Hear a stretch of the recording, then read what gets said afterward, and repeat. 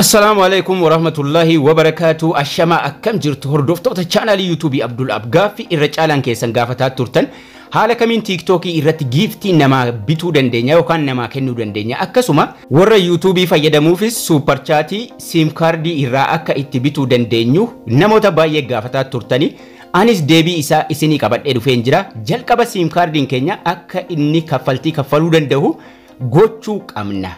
Kana jechuun sim card irraa giftii nama erguudhaaf akkasuma super chat super thanks fa nama bituudhaaf jechuudha. Jalqaba wanni isin gochuu qabdan Play Store irra seentu.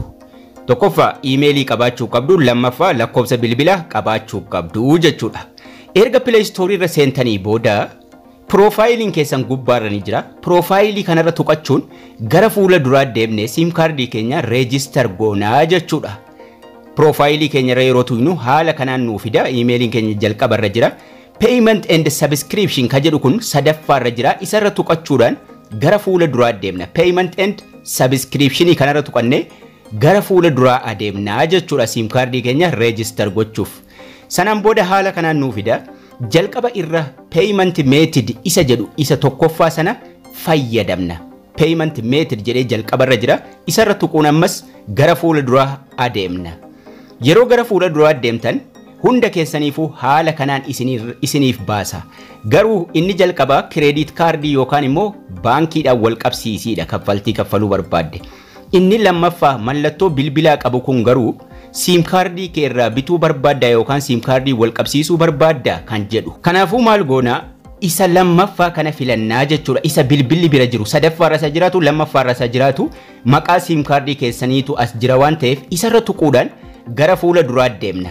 Viidiyoon hin waraabamu waan ta'eef yeroo sarara tuqxanii gara fuula duraa deemtan jala kanatti enable waan jedhu isinii fida haala kanaan isinii baase. Jala sanatti enable ka jedhu sana tuquudhaan gara fuula duraa deemtu jechuudha. Erga maqaa sim card keessanii irra tuqxanii booda jechuudha. Enable ka jettu kun jala kanarra jirti. Enable sanarra tuqachuudhaan ammallee gara fuula duraa deemna. Yeroo isin enable tuqxan onii isiniif godha gariidhaaf. Nama tokko garuu gaaffii akkasii isin gaafata.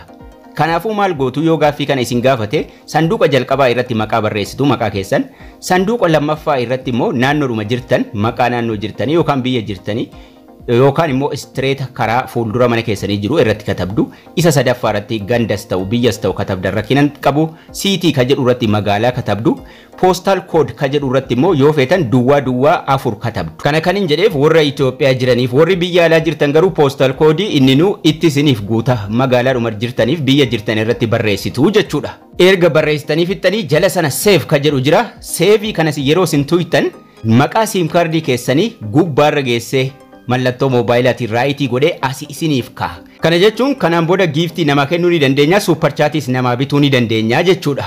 Fakkeenyaaf TikTok irraa giftii irra deemnee haa tuqnu. Yeroo giftii irra tuqnu maaliin bituu barbaadda jedhee isin gaafata. Yeroon isin gaafatu maquma sim card keessanii filattu jechuudha. Yeroo isin nama bituudha jettan jalqaba kooyina TikTok bitadhu isiniin jedha. Get ka jedhu tuquudhaan kooyina sana bitattu jechuudha. Kaardii keessaa qabaachuu qabdu mobaayila keessan keessa kaardii xiqqoollee ta'uu keessaa qabaachuu qabdu jechuudha. Yeroo isin get ka jedhu yeroo isin tuqxanii gara fuula duraa deemtan continue isiniin jedha. Continue tuquudhaan ammas tap buy ka jedhu ka jala jiru irra tuqannaa jechuudha. Kooyina TikTok irratti nama giftii ittiin kenninu bitataa jirra. Yeroo tokko fingerprint yoo isin gaafate fingerprint irra kaayyachuudhaan tap buy ka jedhu kana yeroo isin tuqxan kaffaltiin kan kee 100% ta'ee jira yookaan immoo kanaan booda payment is successful nama bituu dandeessaa nuun jedha jechuudha. Kanaan booda irra tuqnee bituu dandeenya namaaf yookaan immoo abaaboo filaaworii nama erguu dandeenya jechuudha. Filaaworii barbaannee irra tuttuquudhaan kunoo amma tokko seenee jira jechuudha. Kan hin bitaa jiru kaardii baankiitiin osoo hin taane sim kaardii irraayyii jechuudha. Karaa biraa karaa ittiin bituu dandeenyus yookaan immoo kooyinni sun yoo nu jalaa dhume binnee lafa kaayyachuu dandeenya. Abaaboon tokko kooyina tokko. So heddummeessinee kooyina bitannee lafa kaayyachuu dandeenya jechuudha. Achi keessaa giftii irra tuquudhaan giftii ka barbaanne irra tuqne kan nutti tole nama binnee erginaa jechuudha. Erruma tuqna ka barbaanne irra sanaan booda seendi nuun jedha. Seendi tuquudhaan itti ergina waa tokko rakkina takka hin qabu jechuudha. Garuu yoo kooyina sana finne immoo gara profaayilii keenyaa jalaa salphaatti kooyina sana bitannee lafa kaayyachuu dandeenya jechuudha. Profaayilii TikTok jala seenuudhaan sararri sadan gubbaa jiru ni jira. Sarara sadan sana tuqannee gara seetingii deemuudhaan seetingii irra bitannee lafa kaayyanna. Setting and privacy ka jedhu kun ni jira. Setting and privacy kanarra tuqnee gara seetingii deemna. Kooyinni meeqas akka nu hafe ilaaluu dandeenya jechuudha. Setting and privacy irra erga seennee booda balance ka jedhu irra tuqachuun ammas gara fuula duraa deemna jechuudha. Balance isiin jettu kun ni jirti. Balance kanarra tuqannee gara fuula duraa deemnee yoo balansiin keenya xiqqaate itti dabalannaa jechuudha. Meeqa akka qabnus ni ilaallannaa jechuudha achirra. Balance kanarra tuqnee yeroo gara fuula duraa deemnu fakkeenyaaf asitti kooyinii 5 qabdan an jedha. Kana jechuun abaaboo 5 erguu danda'a. Yoon bitadhee itti dabalachuu barbaade recharge ka jedhu fuuldura isaa jira. Recharge tuquudhaan itti dabaladha. Kooyinii 5 kanaan abaaboo 5 qofan erguu danda'a jechuudha. Recharge kana tuqeen hamma barbaade bitadhee itti dabaladha jechuudha. TikTok irra kaayyadha jechuudha. Gubbaa irratti 5 qabdanaan jedha. Mobaayilii kiyya fayyadamee sim kaardii kiyya fayyadamee 5 kan biraa bitachuu yoon barbaade 70 yoon bitachuu barbaade kooyina hamma barbaade bitadhee lafa kaayyadha gubbaadha. Kooyina 5 bitachuu barbaada taanaan ka abaaboo 5 irran tuqaa jechuudha. Irra tuqeen tap buy ka jedhu kun jira. Tap isii jettu kana tuqeen 5 kan biraa ammas bitadhaa jechuudha. Sim kaardii kiyya irra jira. Waa takkitti rakkina hin qabu jechuudha.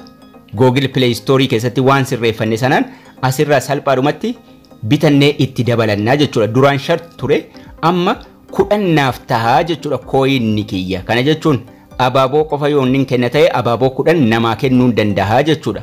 5 kan biraa ammas itti dabalachuu barbaade taanaan ammas 5 fuuldura maallaqa jiru sanarra irra tuqna. 5 meeqaan akka bitachuu dandeenyu fuulduruma isaa jira. Recharge ka jedhu kanarran tuqee gara fuula duraa deemuudhaan ammas kan itti dabalachuu barbaade itti dabaladha jechuudha. Amma 10 qaba. 5 kan biraa itti dabaluu barbaade taanaan ammas irran tuqaa jechuudha. Irra tuqeen ammas taappii godhaa jechuudha. Taap buy ka jedhu kana jala jiru sanarra tuquudhaan 5 kan biraa ammas bituudhaan itti dabaladha. Lafan kaayyadha jechuudha. Kanaan booda 5 amma yeroon itti dabale 15 qaba. Abaaboo 15 naman barbaade erguun danda'a jechuudha.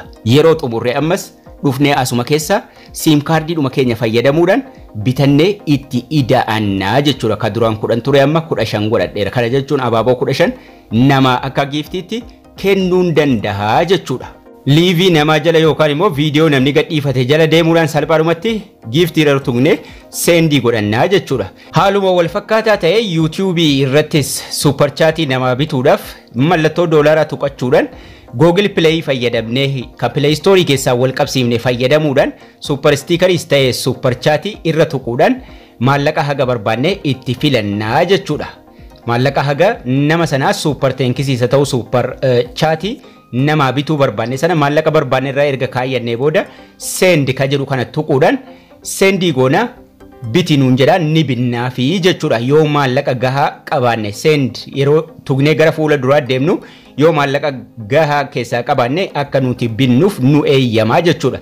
Yoo maallaqa gahaa kaardii keessaa hin qabaanne garuu hin bituu jechuudha. Kanaafuu jalqaba kaardii itti guuttattanii sanaan booda koontinii gochuudhaan nama sanaaf super tenkisiisa ta'u super chat salphaatti bituu fi dandeessu jechuudha. Haala kanaan akka sim kaardiin keessan kaffaltii eegaluu godhachuu dandeessuun isiniin jedha. Barnoonni keenyas kana fakkaata. Akka isin irraa barattan abdii guddaan qaba. Haga barnoota kutaa itti aanu walitti deebinutti turtii gaarii.